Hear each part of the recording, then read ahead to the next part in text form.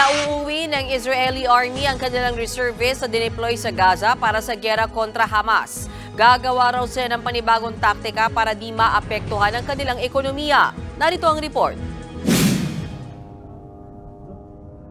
Sa halip na fireworks, pinalipad na missiles ng Hamas ang nagpaliwanag sa himpapawid sa Gaza ilang oras bago ang 2024. Ang mga animoy paputok, target ni patama sa kalabang Israel.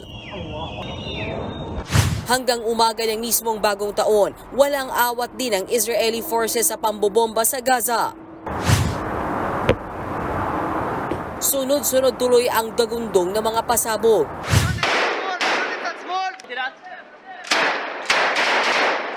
Tila New Year's resolution ng Israel ang mas agresibo nilang pag-atake, partikular sa Central Gaza kung saan umaatikabo ang digmaan. Gamit ang mga handheld na kanyon, inasinta ng Israeli Army ang mga gusali para masira ang mga pinagtataguan ng Hamas. Sa inilabas ding bodycam footage, ipinakita ang pagsuyod sa underground na kuta ng mga militante. 12 ng Hamas daw ang arestado riyan. Maging mga combat dog at trabaho pa rin kahit 2024 na. Katuwang sila ng mga sundalo sa paghahanap sa mga armas at bombang itinatago ng Hamas.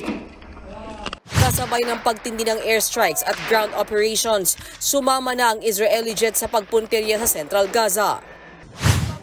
Sa Khan Yunis, wala ring ligtas na matabunan ng guho ang ilang residente gaya ng lalaking ito. Kahit pabilang na lang sa kamay ang mga nakatayong gusali, sa dami ng mga sibilyang nadadamay, sinabi ni Israeli Prime Minister Benjamin Netanyahu na mas magtatagal pa ang giyera. Hindi raw sila titigil hanggat hindi ubos ang Hamas. Sa kabila ng pangako ng mas matinding opensiba, inanunsyo ng Israeli Army na pauuwiin na nila ang ilang army reservists nila na nasa Gaza. Para raw ito sa kanilang ekonomiya at paghahanda sa mga hakbang ng militar ngayong 2024.